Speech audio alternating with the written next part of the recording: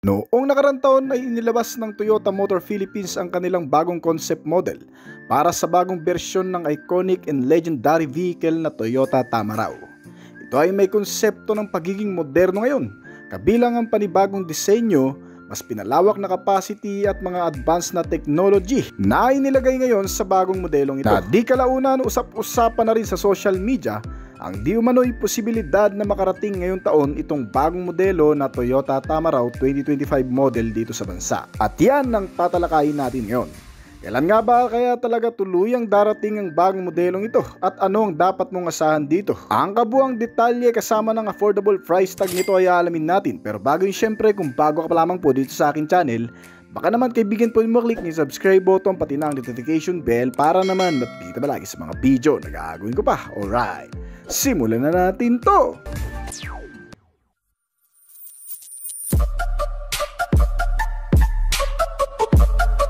Sa totoo lang, posible talagang dumating itong bagong Toyota Tamaraw dito sa bansa ngayong taon. Dahil kung matatandaan nung inilabas ito sa concept design pa lamang, noong nakarang taon ay sinabi na ng Toyota Philippines na dito mismo ito sa bansa gagawin o bubuuhin. Kaya naman kamakailan lang din ay nagpost na sa kanilang social media account ang Toyota Motor Philippines sa bagong modelong ilalabas nito ngayon taon na parang sa picture pa lang makikita mo na nakamukhang kamukha nga ito ng Toyota Tamaraw. Marahil ito na nga siguro ang darating na bagong modelo ngayon ng brand na siguradong inaasahan na rin ng marami dito sa bansa. Sa mga hindi nakakaalam, ang Tamaraw ay unang inilabas noong 1976. Ang iconic na nameplate na ito ay karaniwang pangunahing transportasyon ng mga Pilipino sa bansa noon. Ginagamit din bilang isang family car, pampasahero at partner sa negosyo ng ilan nating mga kababayan. Ang versatile na AUV na ito o tinaguriang Asian Utility Vehicle ay nagkaroon din ng matinding epekto sa maraming tao bago pa ito tuluyang mawala noong 2005 at nang palitan ito ng bagong IMB platform ng Toyota Innova ay hindi na nga muli pang nagkaroon na kasunod pa nito. Kaya naman sa umuugong na balita ngayon sa paglabas nitong bagong modelo ay tiyak na marami ang nakabang sa official launch nito dito sa bansa. Dahil para sa marami, hindi mapapalitan ng isang legendary at masasabi na rin isang sulit, practical at affordable at tumatagal na vehicle na gaya nitong Toyota Tamaraw. Isang maasang modelo para sa lahat ng bagay. Well, ano nga ba ang meron sa bagong modelong ito? Ang bagong Tamaraw ay may ilalabas na tatlong klaseng variant na pagpipilian. Para may opsyon at pagpipilian, depende sa kung ano ang magugustuhan ng bawat mamimili. Ang unang klase na top variant nito ay tinatawag na Hilux Tamaraw na automatic transmission. Ito ay may disenyo na parang sa pickup truck at depende rin kasi meron din itong ilalabas siguro na jeepney concept. Nakadepende sa request ng bibili. May 2-seater lang ang pickup truck concept nito at may malawak na rear cabin space for cargo o panghakutan. Pinapagana ito ng makina na 2.4 liter turbo diesel na may 6-speed automatic transmission type. Panigurado mga kaibigan na hindi ka bibitinin nito, lalo pat nilagyan ito ng turbo sa engine na mas nagpapalakas palalo ng performance sa makina nito na 2GD at 2.4 liter pa na displacement. At nailalabas ang nakatagong lakas pa nito sa pagkakaroon naman ng 6-speed variable gear shifting. Sa mga hindi pa nakakaalam, karamihan kasi talaga sa mga nakaturbo na sasakyan ay talagang malakas na at mas mabibilis at may ibibilis pa sa takbuhan. Yung akala mo hanggang dun na lang dahil sa naka 2.4 liter lang. Magugulat ka sa bandang huli ay mayroon pa palang na itatagong lakas kung maisasagad mo pa. Ang pangalawa namang variant nito ay para naman sa mga nagnanais ng mas simple at yung mas gusto ng mano-mano at medyo namamahalan sa maintenance ng naka-automatic. Ang Hilux Tamaraw 2.4 turbo diesel engine ang nararapat para sa iyo na may 4-speed manual transmission. Gaya ng naunang modelo, meron din itong parehong concept design na pwede mong ipalagay dito. Pwedeng pickup truck na may 2-seating capacity o di naman kaya yung isang klase na jeepney concept ay pwede rin naman. Depende pa rin yan sa'yo kung anong body type na magugustuhan mong ipamodify dito. Pwede nga rin itong pang camping van o gawing camper van o di naman kaya family car o delivery van. Mas maganda ito kasi nape-personalize sa kung ano ang kagustuhan. Ang pangatlong variant naman ito ay tinatawag na Hilux Tamaraw SWB na may 2.0 liter gasoline engine at naka 5-speed manual transmission. Ito ang basic specs para sa tatlong variant nito na mas mura at mas matipid kumonsumo ng fuel sa lahat. Medyo may kalakasan na rin ng isang ito kung sa arangkada ang pagbabasehan kahit papano, kaya sulit ka na rin dito. Itong tatlong klase ng variant ay may pare-parehong disenyo naman at itsura sa harapan. Meron itong malaking front bumper at massive front face design, matapang at malakas, at isang matipunong utility kung pagmamasdan, at nangangako ang modelong ito sa lahat ng makakagamit sa pagiging reliable, functional at multipurpose na klase. Well, yan naman ang maganda sa Toyota brand mga kaibigan. Dahil alam mo na kaagad ang kahihinatnan at dekalidad nitong sasakyan. Bagamat hindi pa man tuluyang inilalabas ay siguradong mapagkakatiwalaan na. Makikita mo rin sa harap ang mga ilaw nito na may simpleng disenyo at napakatibay na rin. Mga naka-LED type na bulb panigurado ang ilalagay sa top variant nito pagdating sa headlamp at rear combination lamp nito. Meron din itong malalaking klase ng sukat ng gulong, maskuladong side profile at matitibay na rin na suspensions. Yan ang masisiguro sa iyo ng brand pagdating sa bagay na yan. Pagdating sa ilan pang mga katangian na dapat mong abangan sa modelong ito ay ang interior base nito. Marami tayong pwedeng gawin sa bagong maluwag na capacity nito. Pwede mong i-consider na gawing camper van nga ito, pampasahero at pampamilya. Depende sa paggagamitan mo. Sa malawak at magandang nitong seating arrangement ay siguradong makukomportable na rin ang lahat na makakasakay dito. Sa front, meron itong driver and passenger seats at adjustable na mga upuan. Meron din itong infotainment system at napaka-accessible na klase kung saan hindi mahihirapan mag-maneuver ang driver nito dahil sa luwag din ito. Napaka-komportable. Para sa top variant ay nilagyan ng malaking TV screen para naman sa libangan habang nakasakay dito.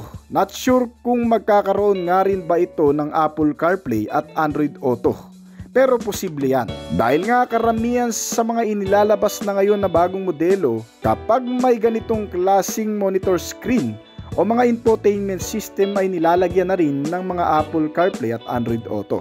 Pero gayon pa man, may mga bagay pa rin ito na hindi pa rin mawawala panigurado sa modelong ito.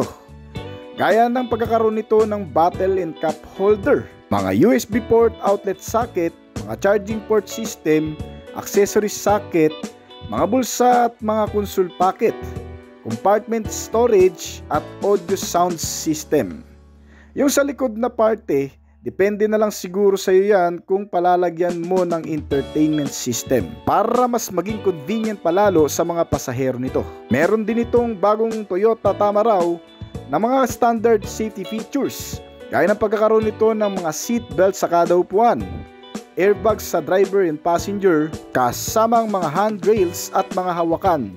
Meron din itong isang matibay at makapit na braking system sa front na naka-ventilated disc type at rear drum brake type naman para sa rear brake. At syempre, panigurado din na ilalagay sa safety features nito ang anti-lock braking system. Kasama rin dyan syempre ang electronic brake force distribution at brake assist para sa matibay at suporta na rin sa paggamit ng brake at upang mas maayos ang pagpepreno, lalo na sa mga emergency braking. So alin man sa mga nabanggit natin ngayon ay paniguradong ilalagay yan sa bagong modelong ito na Toyota Tamaraw 2024 model.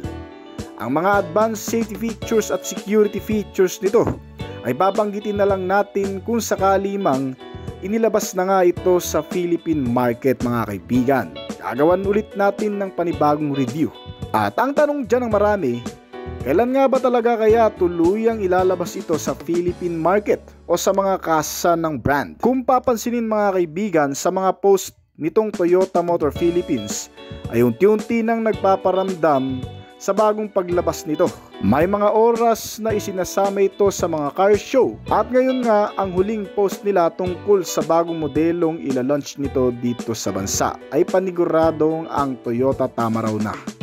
Hindi natin alam baka ngayong buwan o sa susunod na buwan. At sa mga hindi nakakaalam mga kaibigan, itong Toyota Hilux Tamaraw 2025 model ay inilabas na sa bansang Thailand ngayon. Kaya hindi na rin malabo ang susunod na napaglabas nito ay sa bansang Pilipinas na. At para naman sa kabuuang presyo nito, may estimated price ito na mula sa 950,000 hanggang sa 1,100,000 pesos dito sa bansa. Kung magkatotoo man ang presyo nito ay sulit na rin at napaka-affordable na rin.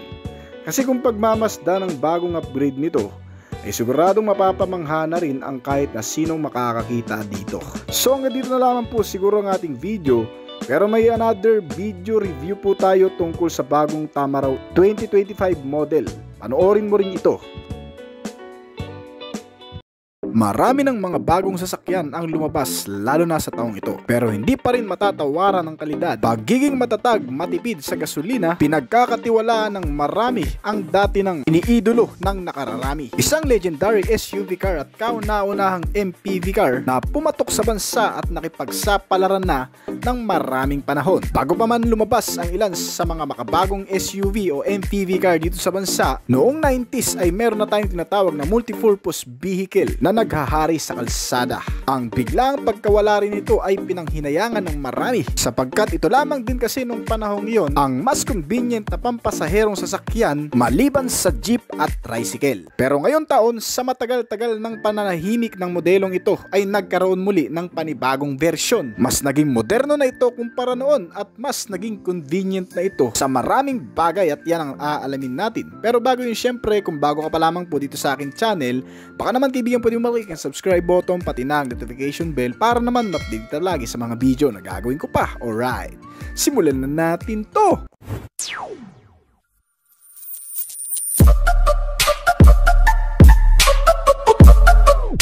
Ang Toyota Motors ang isa sa pinakamagandang brand ng sasakyan dito sa bansa. Mga produktong sasakyan na pangmasa ang kalidad na pumatok sa panlasa nating mga Pilipino. Dahil gawang Japanese brand manufacturer ay talagang pinagkatiwalaan ng marami ang pag-unlad ng kumpanyang ito na ngayon ay nasa 35 years nang namamayagpag dito sa bansa. Ang taunang selebrasyon na ngayon ay 35 taon nang pinagdiriwang ay kasabayan din ng paglabas ng mga makabagong modelo mula sa brand na ito. Kagaya na lamang nitong tatalakayin natin ang pagbabalik ng legendary car dito sa bansa, ang Tamaraw FX 2024 model. Bali, kamakailan lang ay nag-release ng panibagong concept sa modelong ito. Meaning to say, hindi pa ito opisyal na modelong ilalabas talaga. Marami pa sigurong pagsusuri ang susubukan kung talagang mas gugustuhin o mas papatok nga ito sa marami. Well, may dalawang actual variant ito na dinala sa bansa.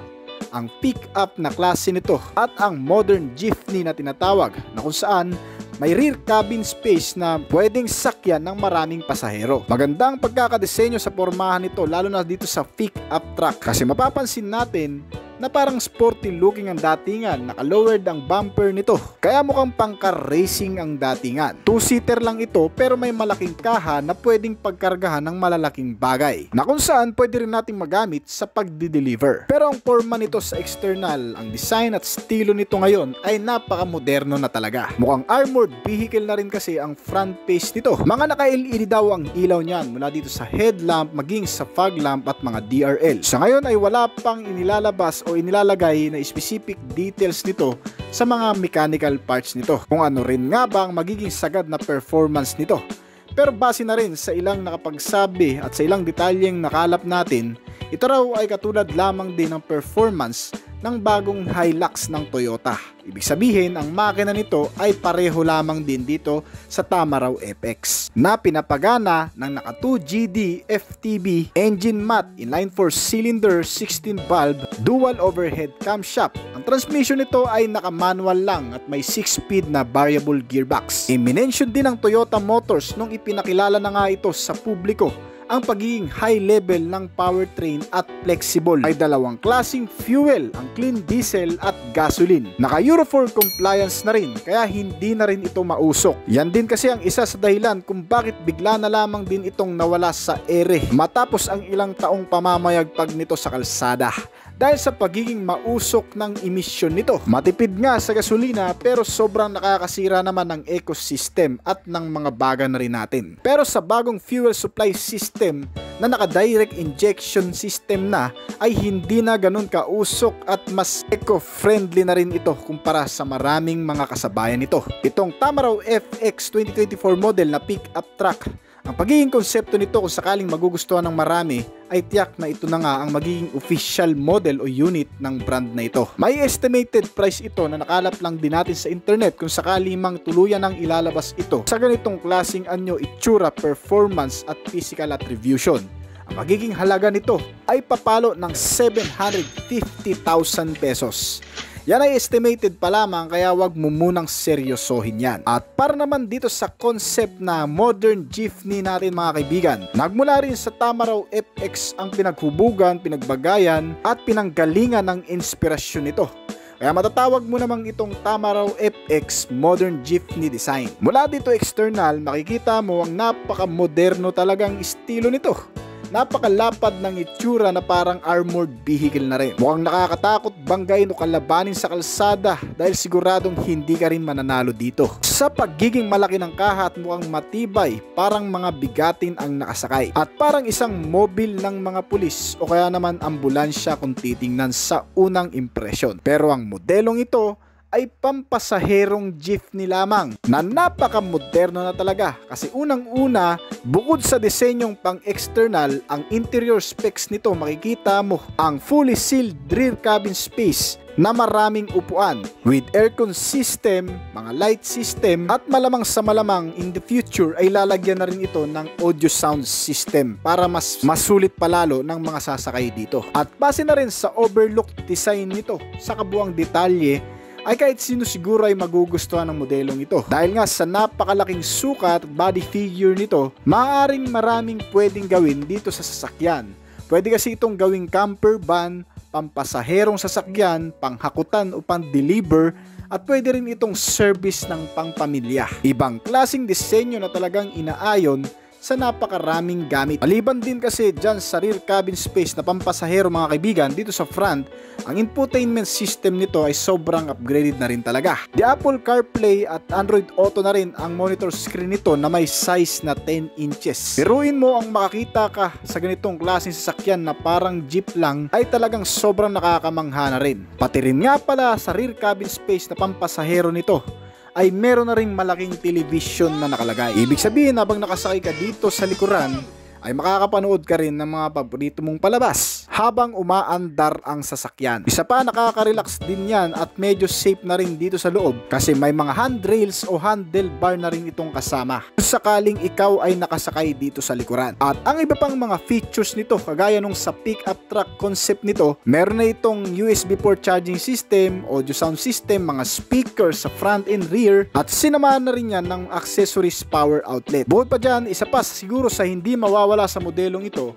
ang safety and security features nito. Kasi kung i-compare naman natin ang laki ng kaha nito sa Land Cruiser, malamang sa malamang ay hindi rin papabayaan o hindi rin titipirin ito ni Toyota pagdating sa mga bagay na yan. Gaya ng Land Cruiser na talagang sobrang dami ng safety sense at security system. Kaya malamang ang modelong ito ay mayroon ding mga basic o pangunahing mga safety features na naaayon lang din sa capacity at kabuuang halaga na magkakaroon ito. So ano nga ba yung basic na safety features na yan? Gaya na lamang ng passenger and driver side airbags, mga seat belts, may crash sensor, may front and side impact beams. Bukod pa dyan, since may monitor screen na rin ito sa harapan, baka lagyan na rin ito ng manufacturer ng front and rear camera, pati na rin ng parking sensor kung sakali. Pero I think talagang mangyayari yan kasi nga moderno ang katangian nito. Ang external pa lang ay makikita mo na ng mga makabagong teknolohiya, mga blinker at LED headlamp, mga DRL, fog lamp, mga tail lamp na naka-LED na rin kasama ng iba pang ilaw nito. Kung dyan pa lang ay hindi na tinipid, ay malamang sa malamang pati ang iba pang internal specs nito ay hindi rin titipirin. So bukod pa dyan mga kaibigan, ang makina nito ay halos katulad lamang din ng sa Toyota Hilux. Naka-manual transmission lang din, not sure kung maglalabas din sila ng automatic transmission nito, pero hindi pa naman ito totally pagbabasihan kasi nga concept car pa lang. Ibig sabihin maaari pang magbago o malaki pa ang magiging pagbabago nito sa hinaharap. Itong modelo na Tamaraw FX ay siguradong magugustuhan talaga kasi nga talagang subok na natin ang Toyota brand at isa pa ang Toyota Tamaraw FX ay matagal na nating nasubukan. Ang pagiging dekalidad, matatag at sobrang tibay, matipid pa nga mga kaibigan sa gasolina, na ngayon ay may iilang-ilan pa ring namamayagpag na nakikita natin sa kalsada na Toyota Tamaraw FX. Itong modern jeep concept na Tamaraw FX ay nagkakahalaga naman ng hanggang sa 950 to 1 million pesos dito sa bansa. Kung sakali man, ito ay estimated pa lamang po. Hindi pa malinaw kung tataas pa ito sa presyo na ibinigay o mas bababa pa. Pero I think eksakto na rin ito para sa disenyo at maging sa mga specs and features na nabanggit na natin. At hopefully sa susunod na taon ay tuluyan na ngang magkaroon ng modelong ito at magustuhan din ng maraming tao. So ang mga specs and features na nabanggit natin ay hindi pa po opisyal.